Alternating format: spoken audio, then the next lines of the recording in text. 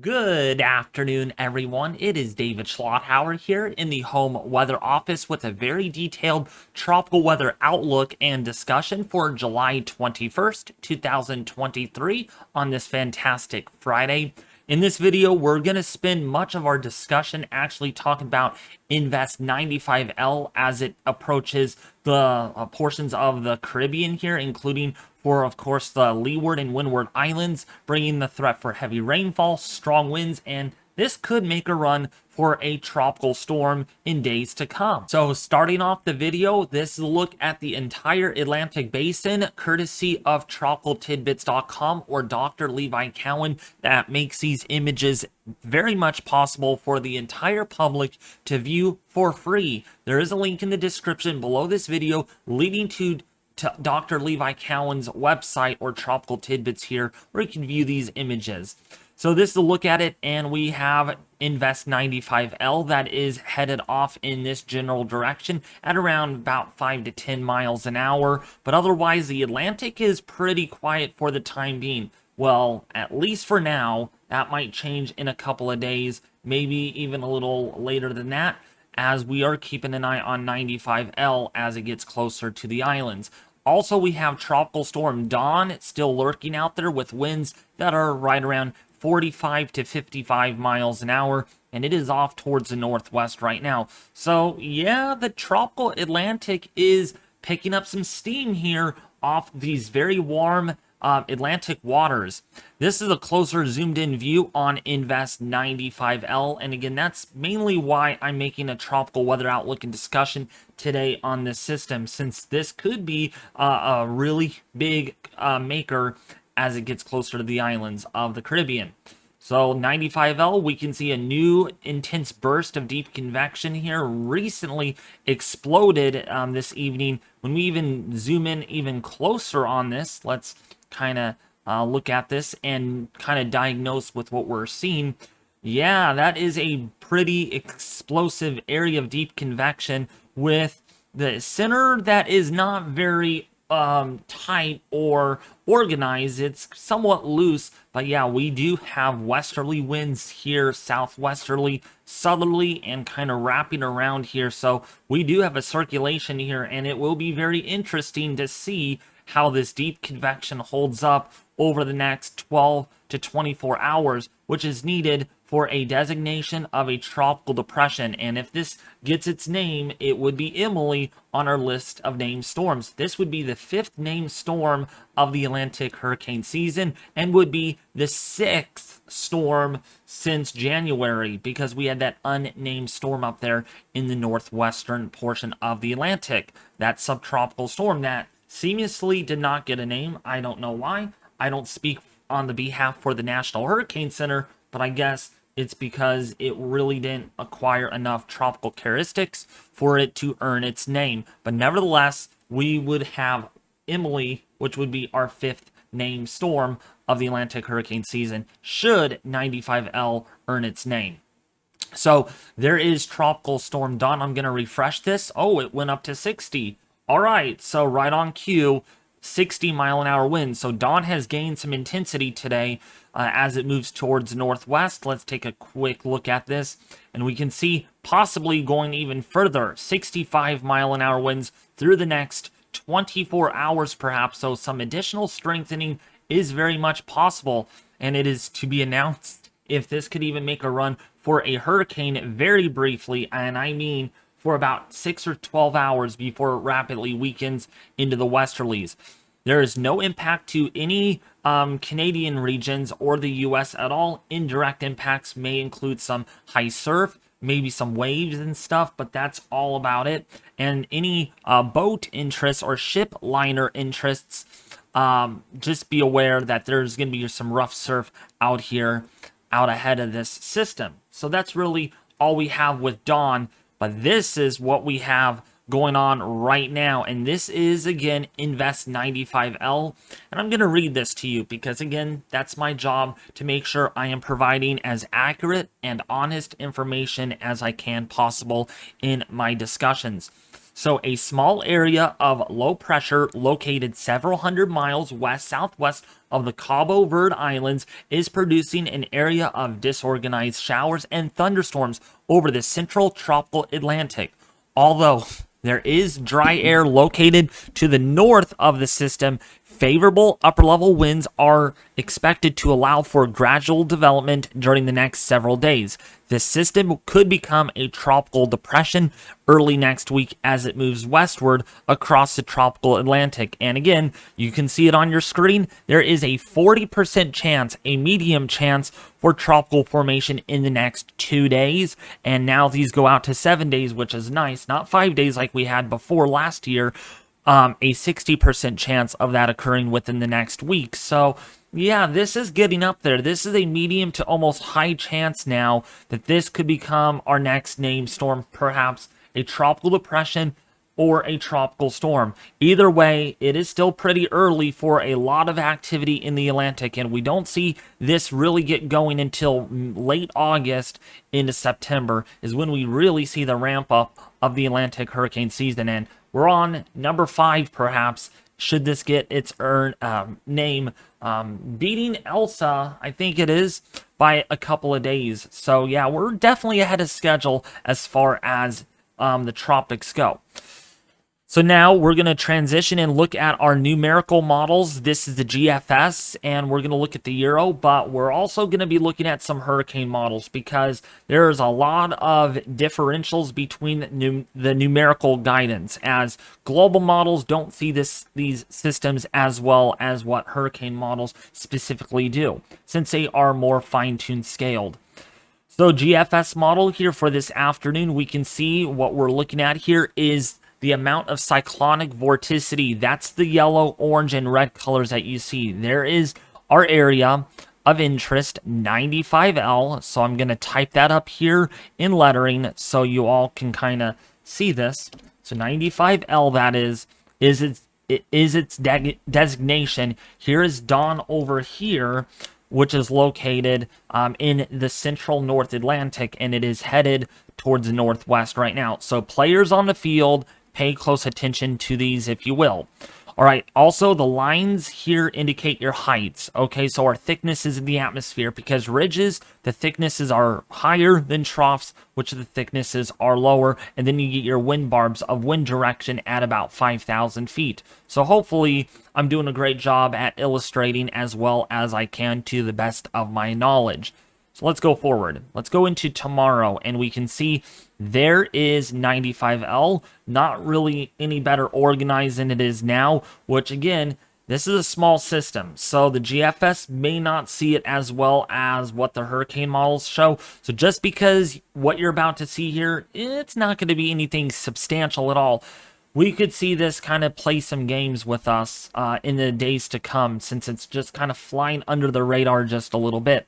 Here is Tropical Storm Dawn moving to the northwest around the periphery on the western side of this low-level subtropical ridge that is anchored over the Azores. And it's more kind of elongated. It's kind of like this in a shape like that instead of kind of like this. Otherwise, Dawn would head that way instead of curving out like that.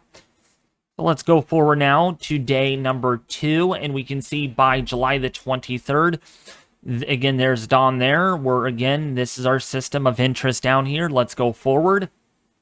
Let's go out to Monday afternoon. Let's zoom in here so you all can see what this looks like. So Dawn is kind of going away in the next 3 or 4 days, but here is 95L approaching the islands. And you can see there, yeah, there's a little bit of a knob, or a nobulus, I call it, of vorticity, and that's pretty strong vorticity there. Very small, very compact, but really, really fast moving, but also small systems could spin up very quickly. And models, typically the global models, don't usually forecast that very well. So just kind of keep that in mind when you're tracking these systems as they head towards the southern windward islands down here near Barbados, near St. Lucia, perhaps St. Vincent and the Grenadines. Just, this can change a little bit, and that moves across the Caribbean. And Nothing gets past my bow. If you play balloon tower defense that I used to play, just a little bit of an idiom. Nothing gets past my bow, as in nothing gets past the Caribbean. Hopefully that kind of was a little teaser in the video, but you can see they're gonna kind of fall apart. Really not even a closed surface low at all in this wave envelope, and that just kind of gets dismantled by the latter part of the of next week, late next week into the following weekend. Hey, the last weekend of July before we turn the calendar month into August, which is the first real month to really watch for the tropics to get cooking. Here's a European model, or the Euro model for short, ECMWF, and also the two models here are really not indicating that this is going to do much at all. As you can see here, by, say, Tuesday next week, barely anything on the vorticity footprint. I mean, come on. That's a very weak tropical wave in itself, despite on how it looks right now, which adds the credibility to the H-Wharf that I'm about to show you. Maybe another tropical wave coming off of Africa thereafter, and that one we will have to keep an eye on in days to come, because that might try to consolidate a little bit. There has been some better model agreement on that. In fact, if we look at the 0Z from yesterday, we can load it up. And there's the 0Z. Oops. You can see, yeah, it's there on the Euro, not on this run today, which is good. But out to 10 days, we may have another system on our radar to kind of monitor closely. And then there's another tropical wave potentially coming off of the west coast of Africa. So I'm telling you, folks, I don't like hyping things up. I am not here to hype. I'm not here to fearmonger you all. I'm not here to, like, have you all tune out of my video just because I'm fearmongering, getting, you know. But I'm telling you, the atmosphere is slowly beginning to line up.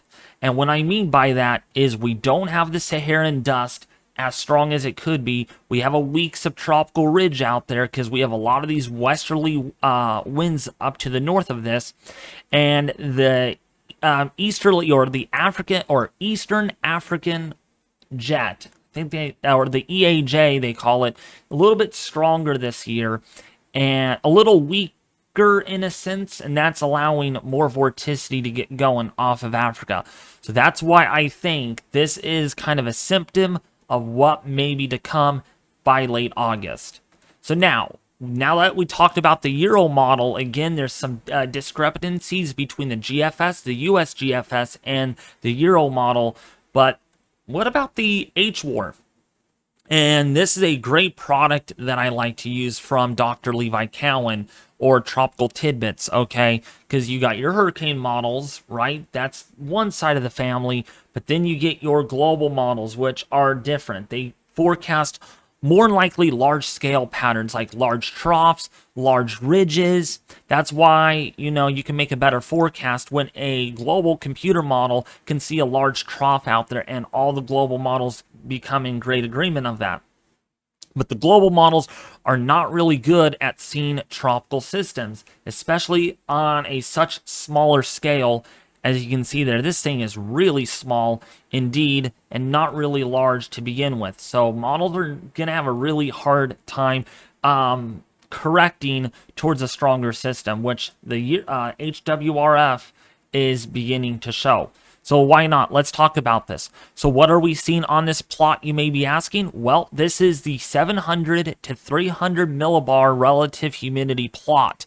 So this is looking at the mid and upper levels of the atmosphere. And why is that important? Because that's where our deep moisture usually resides. We know moisture exists below the 700 millibar level, but above 700 millibars and higher, usually it becomes more variable. So when we see a lot of this moisture, we know there's a really moist atmosphere all the way down to the surface and all the way up to 300 millibars, right? But all these brown colors that you see here is dry air, subsidence. So air is sinking, it warms adiabatically, and that dries out the air. So we have really dry air to the north and the northwest of 95L. But don't let that fool you, folks, because, you know, If we get the center that forms underneath this more deeply, which we probably are, which is why we're seeing that burst of deep convection, this could take off a little quicker than we think it might. We don't know the potential quite yet with this, which I'll show you the intensity forecast. So going out to day 2, we can see there is the moist envelope there on the H-Wharf parent run with all the dry air that is not very close to the system, but it is there. It might become a player down the road once it gets into the Caribbean. And once this approaches some of these islands here, this could be very strong. Potentially a tropical depression or a tropical storm. Now, I want to kind of let you all know in kind of a huge disclaimer. Notice how I'm not saying a hurricane on this yet. Even so, it does have a nice, good-looking hurricane wind field. That is because there is a lot of ambiguities with this. There's a lot of uncertainties in regards to how strong this might end up getting. This is just kind of going back and forth. But nevertheless, we will have to watch this closely once it gets closer to Barbados, some of these other islands here, Dominica, Martinique, you know, these islands down here, and this could be a big problem if it is able to end up like with what the H-Wharf actually shows. We can see this too on the, let's go to the HAFS-A parent run. Let's go to that run, and I'm going to zoom out here so you can see possibly a tropical storm here, but also very compact and small. And small systems, folks, can be really tricky to forecast here, especially when we don't even have tropical storm force winds at all on the southern side of the system, which typically happens when these approach the Caribbean, how you will have the strongest winds here in the direction of movement with the system. So also one other thing I wanted to show you too is that there's more dry air being sampled here on the HAFS model than what the H-Wharf actually shows, and the result is a stronger system on the H-Wharf, which is probably a very bullish model output here, as we can see. Oops, let's go back to there, right there. And so we really have to watch this. I'm not saying this is going to become a hurricane or a major hurricane, even so it does look like it, but it's a system that we're not going to forget, and we will have to monitor it with each passing day. So how strong will 95L get, you might ask? Let's actually go to full screen here so you could all see this. So there's a lot of uncertainty here, as I stated, with the GFS, the Euro, the global consensus among the dynamical hurricane models. The H-Wharf, which is the HWFI, wants this a Category 4 hurricane, while the majority of the consensus here on the lower end of the scale wants a Category 1 to Category 2 hurricane, while most of the other models down here want a strong tropical storm. So therefore, I do make my dynamical forecast on this. Do not take my words seriously, okay? Do not make plans just because I forecast something, because there is a lot of changes in the numerical guidance, okay? It is, I mean, it's not easy, okay, for the models to see this because it's so small.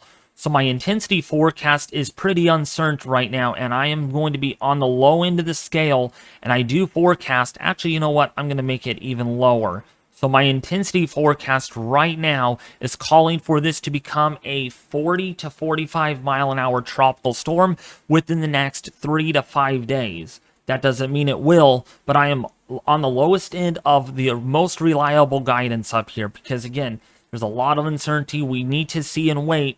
But if this becomes a tropical depression tomorrow, then we can make better predictions from there because more models are able to be injected into the ensemble forecast from the hurricane. Okay, so now where's the track headed for? Well, this go around probably in the central Caribbean, as well as the central and southern Windward Islands.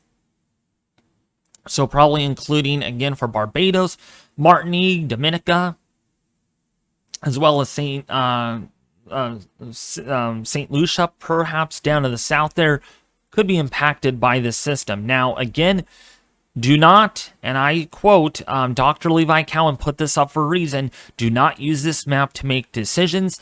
please, please, I promise you all, pinky promise, please visit the National Hurricane Center. They are much smarter than us as weather enthusiasts. Not that I'm not smart at all, but they know the ins and outs of how models work, how the systems work. So please, click the link below this video to check out the NHC after watching this video. Okay, so before I end this video, I want to say thank you all for watching my video yesterday, leaving awesome comments on it.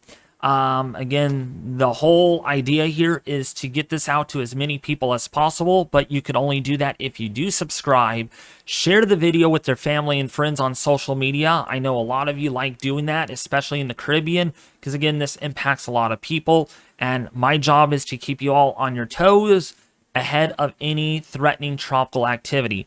And also share this and leave a comment in the section below this video. I'll be back in the home office tomorrow, or home weather office, with another detailed update on 95L.